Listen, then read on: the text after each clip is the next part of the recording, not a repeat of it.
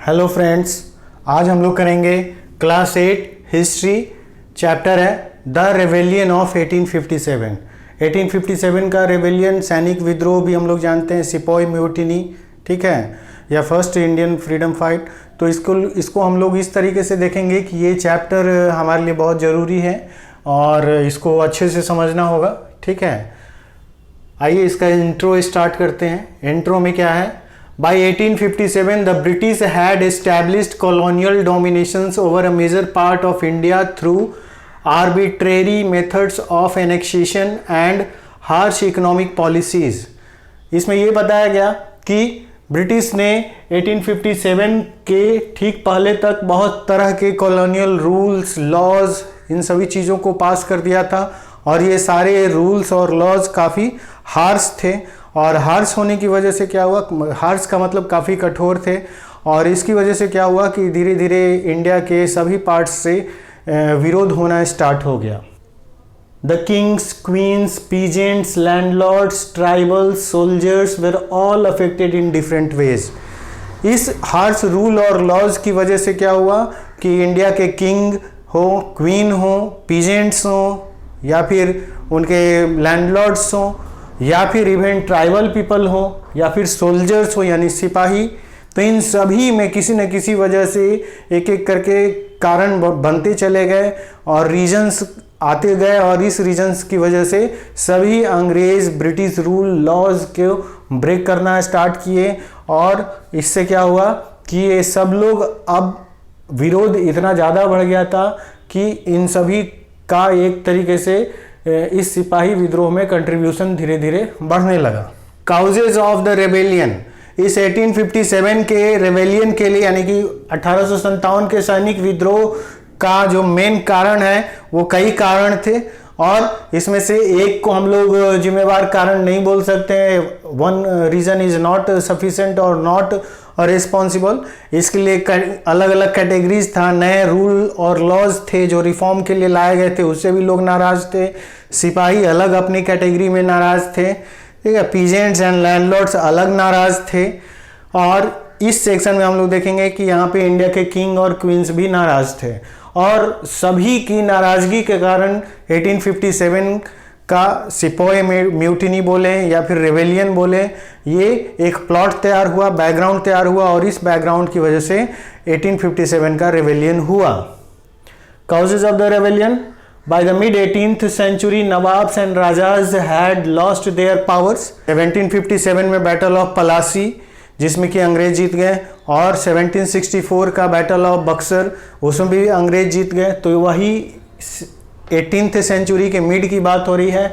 Mid 18th century में बहुत सारे नवाब और राजा अपना पावर खो दिए, और ये डबल चीज़ हुआ। इसमें डबल नुकसान या फ़ायदा ये हुआ कि इंडियन साइड के लिए तो ये नुकसान हुआ, अंग्रेज को पता चल गया कि इंडिया के नवाब और राजा उतने पावरफुल नहीं हैं और वो आपस में ही लड़ते रहते हैं राज्य के लिए या उसकी संपत्ति के लिए, और अंग्रेज़ों को इसका फ़ायदा मिलना स्टार्ट हुआ। अंग्रेज़ों ने देखा कि ये सब लोग एक नहीं हैं, तो क्यों नहीं हम इनको आपस में लड़ा भिड़ा कर हम इन पे शासन करें। तो वही यहाँ पर लिखा हुआ है कि 18th सेंचुरी के मिड में इंडिया के राजा नवाब अपना पावर धीरे धीरे खोने लगे, क्योंकि उस वक्त तक बैटल ऑफ पलासी और बैटल ऑफ बक्सर ब्रिटिश जीत चुके थे, और जीतने के बाद उनको पता चल गया था कि अब यहाँ पे इंडिया में शासन करना आसान है, क्योंकि ये सब लोग अलग अलग ग्रुप हैं और अलग अलग ग्रुप को एक एक करके आसानी से हराना और इनको दबाना आसान है। British residents स्टेशनड in courts with the freedom of rulers reduced their armed forces, disbanded and the revenues and territories forcibly taken away। इस पॉइंट में ये बताया गया कि अंग्रेज़ों ने कोर्ट में ये चीज़ भी बताया कि भाई इंडिया में जितने भी रूलर्स हैं उनके फ्रीडम को रिड्यूस किया जाए, उनकी आज़ादी को कम किया जाए, उनके आर्म्ड फोर्सेस को डिसबैंड किया जाए। वो जो अपने राज्य में सेना रखते हैं और सशस्त्र सेना रखते हैं, आर्म्ड फोर्सेस, उसको डिसबैंड किया जाए, और साथ में उनके रेवेन्यूज और टेरिटरीज को भी हम लोग को ज़बरदस्ती छीन लेना चाहिए। तो ये सब चीज़ ये बैकग्राउंड में था इंडिया के राजा के खिलाफ, इंडिया के नवाब या इंडिया के क्वीन के खिलाफ, ठीक है। Rulers try to negotiate Rani Lakshmibai of Jhansi wanted the company to recognize her adopted son as the heir of the kingdom. रानी लक्ष्मीबाई ने इस बात को विरोध भी किया और वो अंग्रेजों के साथ नेगोशिएट भी की कि उनके दत्तक पुत्र यानी संतान को राज्य का उत्तराधिकारी बनने दिया जाए, क्योंकि उनकी अपनी संतान नहीं थी, वो गोद लिया हुआ पुत्र था। तो इस तरीके से अंग्रेजों ने उनके इस विनती को, उनके इस रिक्वेस्ट को मना कर दिया। Nana Saheb the adopted son of Peshwa Bajirao two pleaded that he be given his father's pension when the latter died.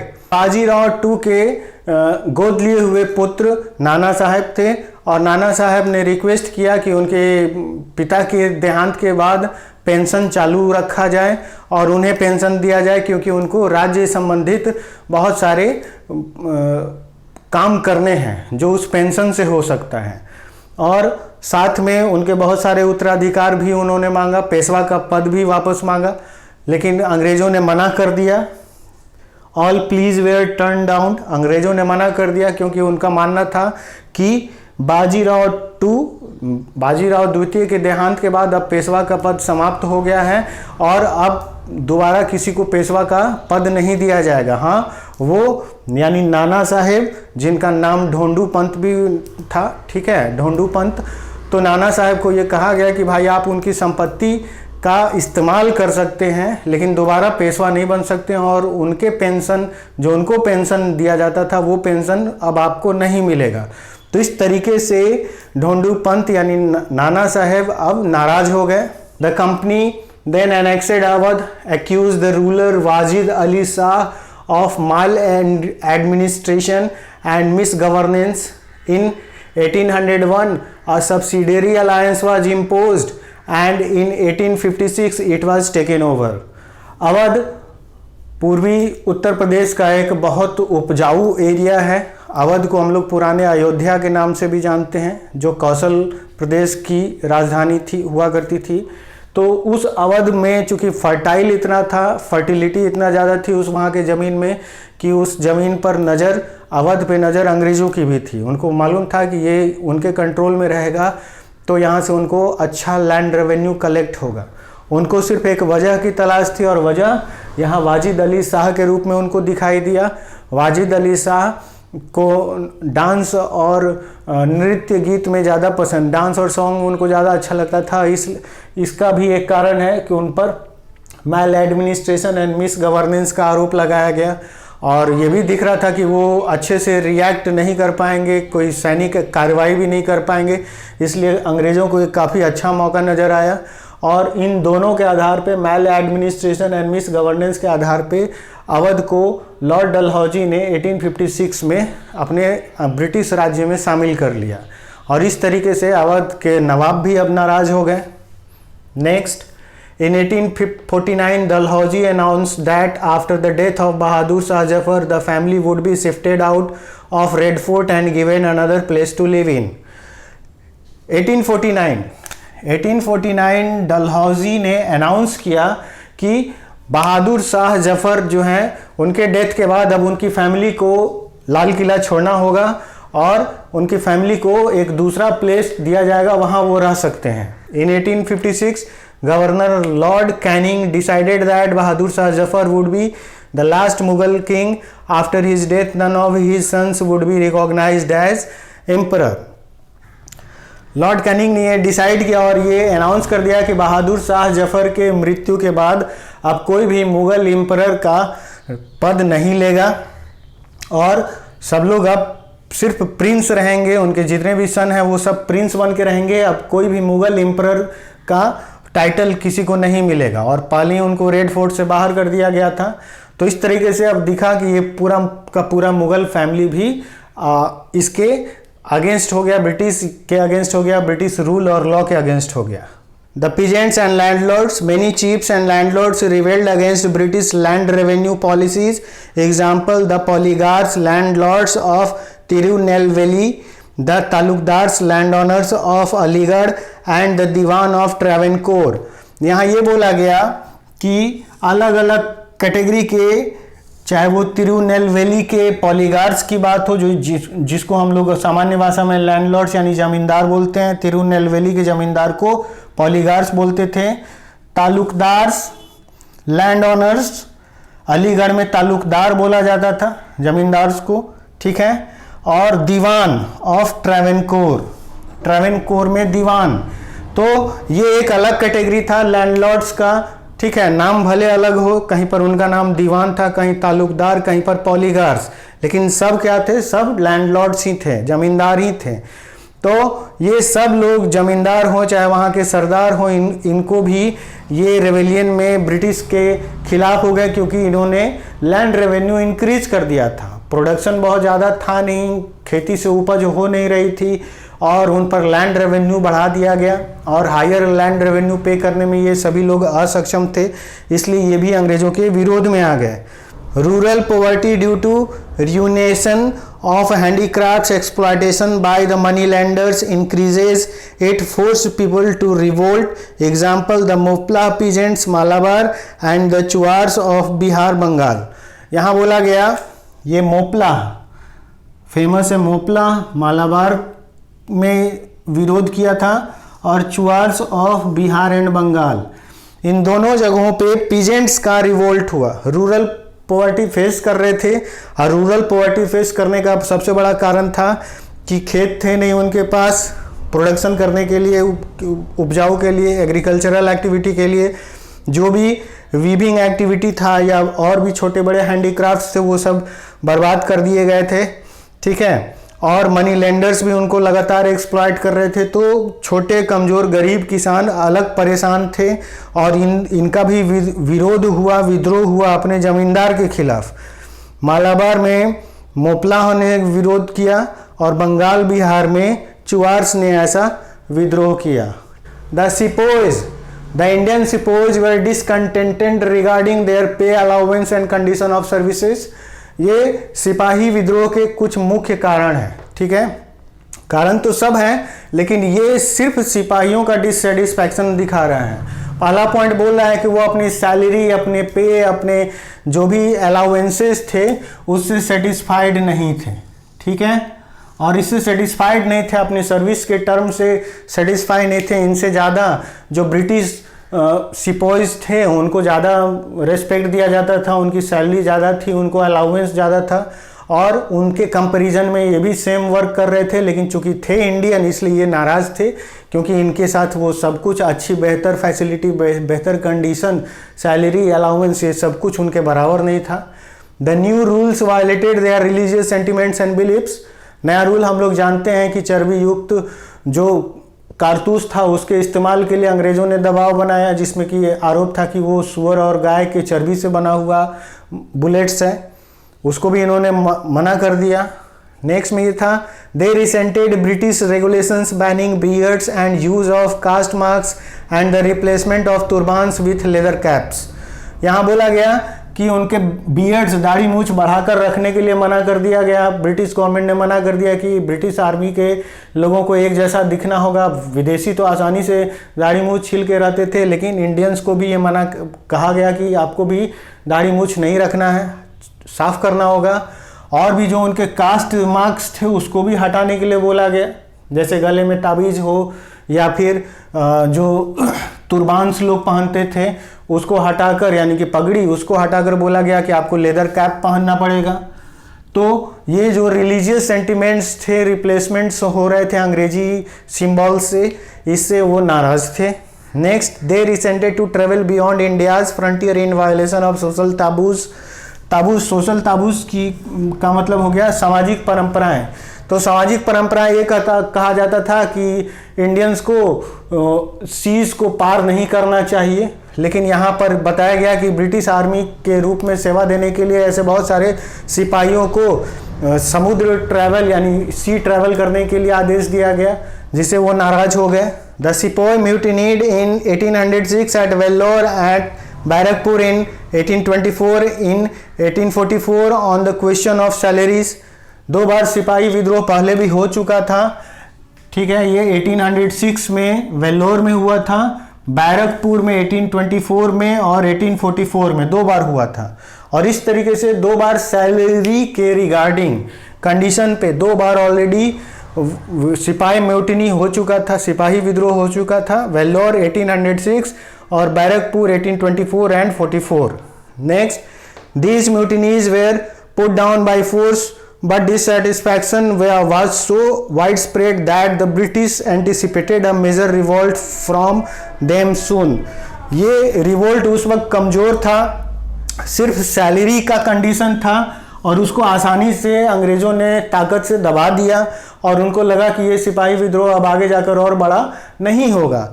लेकिन उनके बीच ये डिससेटिस्फैक्शन रह गया और डिससेटिस्फैक्शन की वजह से ये आगे जाकर एक बहुत बड़ा कारण बना। ये सभी कारण बने जिसमें उनकी सैलरी अलाउंस से टॉपिक स्टार्ट होता है, उनके रिलीजियस बातों पर जाता है, उनके तुरबान्स पे, उनके बियर्ड्स पे या कास्ट मार्क्स पे रखने की बात होती है। इस तरीके से ये सारे कारण थे। Next, new laws and response to reform. नए नए लॉज और जो रिफॉर्म एक्टिविटीज़ अंग्रेज़ों ने स्टार्ट किया उससे भी लोगों को विरोध था। First, the British passed many laws to stop the practice of sati and to encourage the remarriage of widows. अंग्रेज़ों के बहुत सारे प्रयास इस चीज़ में आगे बढ़े। ये थे तो आज के डेट में सामाजिक रूप से बहुत अच्छे रूल, लेकिन उस वक्त की सोसाइटी इस चीज़ को एक्सेप्ट नहीं कर पाई। सती प्रथा होता था, हस्बैंड के डेथ के बाद उसकी वाइफ को भी उसी आग में जलकर मरने के लिए बोला जाता था। अंग्रेज़ों ने इस चीज़ पर रोक लगा दी। इंडियंस को लगा कि ये सती प्रथा पे रोक गलत है, इसलिए विरोध स्टार्ट हो गया। विडो रीमैरिज स्टार्ट कर दिया गया। हस्बैंड के डेथ के बाद पत्नी को विधवा रहना पड़ता था, बाल मुड़ाकर वाइट साड़ी में रहना होता था, हर तरह के साज श्रृंगार से दूर रहना होता था। लेकिन अंग्रेज़ों ने विडो रीमैरिज को अलाउ कर दिया। ये भी इंडियंस को लगा कि ये भी हमारे सामाजिक परंपरा को तोड़ने का कोशिश हो रहा है। प्रमोशन ऑफ इंग्लिश लैंग्वेज, अंग्रेज़ों ने आसानी से इंडिया में इंग्लिश लैंग्वेज को प्रमोट करना स्टार्ट कर दिया। उनको लगा कि इंडिया में क्लर्क्स की ज़रूरत होगी और क्लर्क्स को इंग्लिश जानना ज़रूरी होगा और ऐसे क्लर्क्स हम विदेश से लाएंगे तो बहुत पेमेंट करना पड़ेगा, बहुत सैलरी और अलाउंसेस देने होंगे, तो क्यों नहीं इंग्लिश को प्रमोट करके इंडिया में ही ऐसे क्लरिकल न्यू मिडिल क्लास को जनरेट किया जाए और यही मिडिल क्लास इनके लिए क्लरिकल जॉब करेगा और उनके सारे ऑर्डर्स को मानेगा। इसलिए इंग्लिश को प्रमोट किया गया। इंग्लिश के प्रमोशन से इंडियंस को नाराज़गी हुई। उनको लगा कि उनके अपने जो सोशल और रिलीजियस थिंग्स हैं और जो लोकल लैंग्वेज है उसको एक्चुअली दबाने का कोशिश हो रहा है। Next, allowed the Christian missionaries to function freely in its domain and even on land and property. Christian missionaries India आए तो क्रिश्चियनिटी का प्रचार प्रसार करने लगे।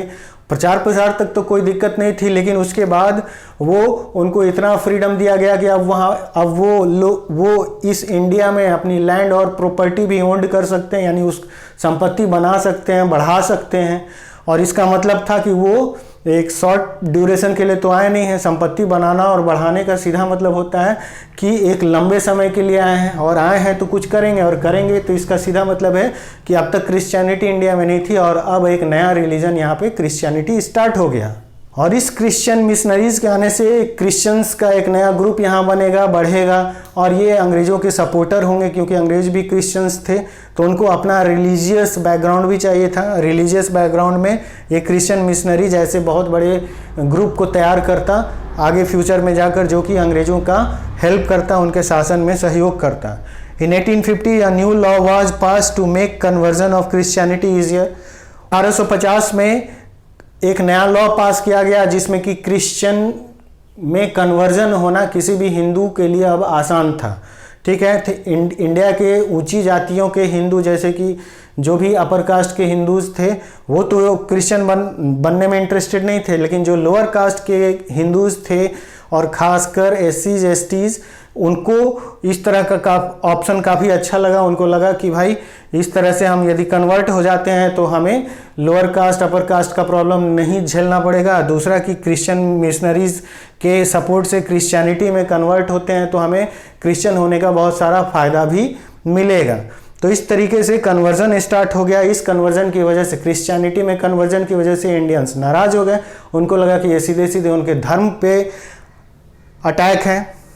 Many Indians felt that the British were destroying their religion, social customs, traditional ways of life. और इस तरीके से बहुत सारे भारतीयों को लगा कि अब अंग्रेज़ों ने सोची समझी रणनीति के तहत प्लान्ड वे में इंडिया के रिलीजन को, ट्रेडिशन को, कस्टम्स को, सबको बर्बाद करने की जिम्मेवारी ले ली है और इस तरीके से इंडिया को अब वो बिल्कुल बर्बाद करना चाहते हैं। जहाँ तक पहले सिर्फ इकोनॉमिक एक्सप्लॉयटेशन की बात थी, अब उन्होंने रिलीजन पर अटैक करना स्टार्ट कर दिया। उस रिलीजन में यहाँ सिपोई वाले पार्ट में दिख रहा है, ठीक है। और इस साइड वाले में हम लोगों ने देखा कि इंडिया के किंग, क्वीन, नवाब को भी परेशान किया गया। यहाँ पे हम लोगों ने देखा इंडिया के ज़मींदार और पीजेंट्स को भी परेशान हुए। तो ये सब क्यूमुलेटिव फैक्टर्स एक साथ जमा हुए और इसके वजह से ये द रेबेलियन ऑफ 1857 का बैकग्राउंड तैयार हो गया। काफ़ी